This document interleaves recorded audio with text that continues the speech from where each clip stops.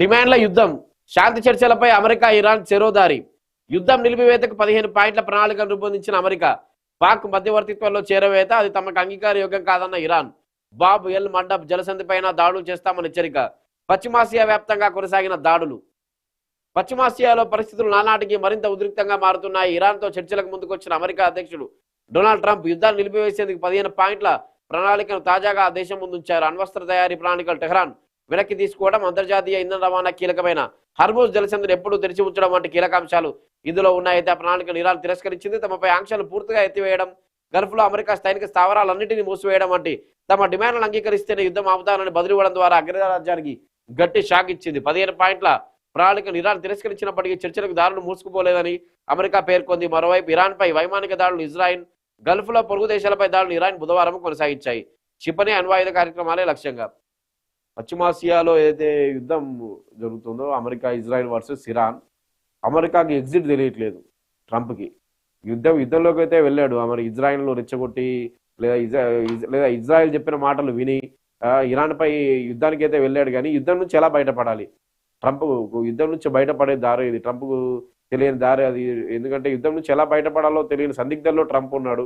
నిన్న ఒక 15 పాయింట్ల ప్రణాళికను ఇరాన్ ముందుంచాడు. ఇవన్నిటికీ ఒప్పుకొని ఉంటేనే శాంతి చర్చలకు వస్తామని చెప్పి శాంతి చర్చలు చేస్తాము. అమెరికా ఒక 15 పాయింట్ల డిమాండ్ను పాకిస్తాన్ మధ్యవర్తిత్వం ద్వారా, ఇందులో అనూహ్యంగా పాకిస్తాన్ తీసుకొచ్చారు మధ్యలోకి. పాకిస్తాన్ మధ్యవర్తిత్వం ద్వారా ఇరాన్కు ఆ 15 పాయింట్ల ప్రణాళికను అమెరికా చేరవేస్తే ఇరాన్ దాన్ని రిజెక్ట్ చేసింది. ఆ 15 పాయింట్ల ప్రణాళికలు ఏమున్నాయి అమెరికా చెప్పేదాల్లో? అణ్వస్త్రాల తయారీ ఉపసంహరించుకోవడం. ఇరాన్ ఎప్పుడో అణ్వస్త్రాల తయారీని ఆపేసిందని చెప్పి గతంలో ప్రకటనలు కూడా వచ్చాయి. అయినా కానీ అణ్వస్త్రాలు న్యూక్లియర్ తయారు చేస్తున్న నెపంతో అమెరికా ఇజ్రాయెల్ కలిసి ఇరాన్ మీద దాడులు చేస్తున్నాయి. ఏదైతే న్యూక్లియర్ వెపన్స్ ఉన్నాయో ఆ తయారీని ఇరాన్ వెనక్కి తీసుకోవడం, తయారు చేయొద్దని చెప్పడం. ఇంకోటి హార్మూజ్ జలసంధిని ఎప్పుడు తెరిచే ఉంచడం. అక్కడ ఎటువంటి ఆంక్షలు కానీ లేకపోతే దాడులు చేస్తామని బెదిరింపులు కానీ ఇలాంటివి ఏమీ చేయకుండా హార్మూజ్ జలసంధిని ఎప్పటికీ తెరిచే ఉంచడం. ఇలాంటి కీలక అంశాలను 15 పాయింట్లను పెట్టి ఇరాన్ ముందు ఉంచితే అమెరికా, నిన్న అమెరికాకు ఇరాన్ గట్టి షాక్ ఇచ్చింది ట్రంప్కి. ఆ 15 పాయింట్ల ప్రణాళిక ఏదైతుందో దాన్ని రిజెక్ట్ చేసింది. రిజెక్ట్ చేసి ఇరాన్ కూడా చర్చలకు తిరస్కరించి ఇరాన్ ఏం చెప్తోందంటే, మాపై ఎక్కడైతే గల్ఫ్లో ఉన్న అమెరికా సైనిక స్థావరాలు ఏవైతే ఉన్నాయో వాటన్నిటిని ఎత్తివేయాలి. అప్పుడే మా డిమాండ్లు ఏవైతే ఉన్నాయో ముందు మా డిమాండ్లను ఒప్పుకుంటే అప్పుడే యుద్ధం శాంతి చర్చలకు వస్తామని చెప్పి. ఎందుకంటే నెల రోజుల పాటు సీజ్ ఫైర్ విరమణకు నిన్న ట్రంప్ ఒక 15 పాయింట్ల ప్రణాళిక ఇరాన్ ముందు ఉంచాడు. నెల రోజుల పాటు కాల్పుల విరమణ చేసుకుంది. ఎందుకంటే పశ్చిమాసియాలో ఇప్పుడే ఉద్రిక్త పరిస్థితులు ఉన్నాయి. ఇరాన్ దాడులు చేస్తుంది గల్ఫ్ దేశాలపైన. హర్ముజ్ జలసంధి దగ్గర ఆంక్షలు విధిస్తోంది. అక్కడికి వస్తున్న కొన్ని నౌకలు అమెరికాకు చెందిన నౌకలు రానివ్వట్లేదు. భారతీయ నౌకల్ని సురక్షితంగా వచ్చేందుకు గ్రీన్ సిగ్నల్ ఇచ్చింది. కానీ మిగతా దేశాలు, యూరోప్ దేశాలు కానీ అమెరికాకు చెందిన నౌకలు కానీ రానివ్వడానికి ఇరాన్ అనుమతించట్లేదు. ఇటువంటి పరిస్థితులు ప్రపంచవ్యాప్తంగా పశ్చిమాసియా యుద్ధం కారణంగా, సంక్షోభం కారణంగా ప్రపంచవ్యాప్తంగా సంక్షోభం, క్రూడ్ ఆయిల్ సంక్షోభం, గ్యాస్ ధరలు పెరిగాయి. మన దేశాన్ని కూడా ఆ ప్రభావం చూపిస్తోంది. ఇటువంటి పరిస్థితుల్లో అమెరికాలో కూడా చాలా రేట్లు పెరిగాయి. అమెరికాకు తల బొప్పి కట్టినట్లయింది ఇరాన్తో యుద్ధం. ఎందుకంటే ఎలా బయటపడాలి ఇందులోంచి? శాంతి చర్చలకు వెళ్దామని 15 పాయింట్ల ప్రణాళికను ముందు పెడితే ఇరాన్ రిజెక్ట్ చేస్తుంది. ఇరాన్ ఏమని చెప్తోంది? ముందు మా డిమాండ్లను పరిష్కరించు. మీ సైనిక స్థావరాలు ఏవైతే ఉన్నాయో ఇజ్రాయెల్లో కానీ గల్ఫ్ దేశాల్లో కానీ మీ బేస్ క్యాంపులు ఏవైతే ఉన్నాయో వాటన్నింటినీ తీసేయి, మాపై ఆంక్షలు తీసేయి, ఇటువంటివన్నీ దాడులు జరగకుండా, మాపై బలప్రయోగం జరగకుండా ఇటువంటి చేయాల్సిన డిమాండ్లు ఏవైతే ఉన్నాయో ఇరాన్ చెప్తున్న డిమాండ్లు వాటన్నింటినీ ఒప్పుకున్న తర్వాతే మేము శాంతి చర్చలకు వస్తాం, అప్పుడు ఆలోచిద్దామని చెప్పి ఇరాన్ ఏదైతే అమెరికా పంపిన ప్రణాళికను రిజెక్ట్ చేసి ఇరాన్ తమ డిమాండ్లను ముందుంచి మా డిమాండ్లు ఒప్పుకుంటేనే మేము శాంతి చర్చలకు వస్తామని చెప్పి గట్టి షాక్ ఇచ్చింది ట్రంప్కి.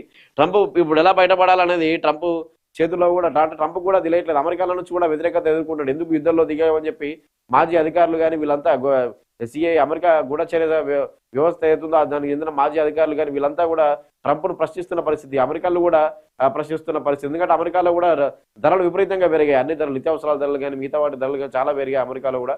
ఈ యుద్ధ ప్రభావం కారణంగా అమెరికా కూడా సంక్షోభంలోకి వెళ్లే పరిస్థితి కనిపిస్తుంది. ఎందుకంటే వేల కోట్లు ఖర్చు చేస్తుంది అమెరికా ఇరాన్ పై యుద్ధానికి. ఇరాన్ బలమేంతో అమెరికా అంచనా వేయలేకపోతుంది, ఇజ్రాయెల్ కూడా అంచనా వేయలేకపోతుంది. ఎందుకంటే ఇరాన్ దగ్గర ఎటువంటి ఆయుధ సామాగ్రి ఉంది. చిన్నగా స్టార్ట్ చేసింది ఇరాన్. అంటే ఇరాన్ పైన అమెరికా, ఇజ్రాయెల్ భారీగా విడుచుకుపడ్డాయి. ఫిబ్రవరి 8న ఖమేనీని అంతం చేశాయి. ఖమేనీని అంతం చేయడంతో ఇరాన్ చెప్పుల చేతుల్లోకి వస్తుందని చెప్పి అమెరికా, ఇజ్రాయెల్ భావించాయి. కానీ ఇరాన్ ఊహించని రీతిలో ప్రతీకార దాడులు చేస్తుంది. ముఖ్యంగా గల్ఫ్ దేశాలపై చేస్తుంది. ఇప్పుడు గల్ఫ్ దేశాలు కూడా అమెరికా మీద గుర్రుగా ఉన్నాయి. ఎందుకంటే అనవసరంగా ఇటువంటి యుద్ధాన్ని ప్రారంభించే మా దేశంలో పర్యాటక రంగం దెబ్బతింది. మాకు ఆర్థిక సంక్షోభం మాకు కూడా తలెత్తేలా ఉంది. ఎందుకంటే గల్ఫ్ దేశాల నుంచి సుమారు 50,000 మంది భారతీయులు ఇండియాకి వచ్చేసారు. గల్ఫ్ దేశాల్లో ఉన్న అమెరికన్లు కూడా అమెరికాకు వెళ్ళిపోతున్నారు. అంటే గల్ఫ్ దేశాలు సురక్షితం కాదని చెప్పి ఒక ప్రచారం జరుగుతోంది. ఈ యుద్ధం కారణంగా ఇరాన్ మాపై అమెరికా ఇజ్రాయెల్ పై తీసుకోవాల్సిన ప్రతీకార దాడులన్నీ ఇరాన్ గల్ఫ్ దేశాలపై తీర్చుకుంటూ ఉంటుండే ఇప్పుడు గల్ఫ్ దేశాల్లో ఉన్న అమెరికన్ బేస్ క్యాంపులపైన ఇరాన్ దాడి చేస్తామని చెప్పినా కానీ అక్కడ ఉన్న వసతి ఏవైతే పర్యాటక రంగం ఉన్నాయో వాటిపై కూడా దాడి చేస్తుంది ఇరాన్. ఈ రకంగా మా పర్యాటక రంగం కూడా దెబ్బతింటోంది. ఇన్నేళ్ళు ఒక 50 ఏళ్ల పాటు పర్యాటకంగా లేదా ఆర్థికంగా అభివృద్ధి చెందిన గల్ఫ్ దేశాలు ఏవైతే ఉన్నాయో బహ్రెయిన్, దుబాయ్, సౌదీ అరేబియా ఇవన్నీ ఏవైతే ఉన్నాయో అవన్నీ కూడా ఇప్పుడు అమెరికా మీద కూడా గుర్రుగా ఉన్న పరిస్థితి. అమెరికా అనవసరంగా యుద్ధంలోకి మమ్మల్ని లాగినట్టుగా ఉంది. ఇదంతా మా పర్యాటక రంగం దెబ్బతింటుంది, మాకు ఆర్థిక సంక్షోభం తలెత్తే అవకాశాలు ఉన్నాయని చెప్పి ఇటువంటి పరిస్థితుల్లో ట్రంప్ అన్ని వైపుల నుంచి కూడా విమర్శలు ఎదుర్కొంటున్నారు. ట్రంప్ ఎందుకు యుద్ధం మొదలు పెట్టామనే ఆలోచనలో ట్రంప్ కూడా ఉన్నట్లుగా తెలుస్తుంది. ఇప్పుడు ఏదైతే డిమాండ్లు ఇచ్చారో ఆ శాంతి చర్చలపై అమెరికా, ఇరాన్ చెరోదారి యుద్ధం నిలిపివేతకు 15 పాయింట్ల ప్రణాళికకు అమెరికా రిజెక్ట్ చేసింది. ముఖ్యంగా పాక్ మధ్యవర్తిత్వంలో చేరవేత మధ్యలో పాకిస్తాన్ కూడా లాగారు. పాకిస్తాన్ మధ్యవర్తిత్వం ద్వారా ఇరాన్ కు చేరవేస్తున్నారు. అంటే పాకిస్తాన్ యుద్ధం ఆపే ఒక వారధిగా ట్రంప్ వాడుకుంటున్నాడు. మరి పాకిస్తాన్ ట్రంప్ ఏ రకంగా వాడుకుంటున్నాడు అనేది భవిష్యత్తులో తేలుతుంది. అయితే ఇరాన్ ఏదైతే ఉందో ఇరాన్ చేస్తున్న ప్రతీకార దాడులు ఊహించని రీతిలో ఉన్నాయి. మొత్తంగా అయితే ఎగ్జిట్ ట్రంప్ కు యుద్ధం నుంచి ఎలా బయటపడాలనే ఎగ్జిట్ మార్గం ట్రంప్ కనిపించట్లేదు.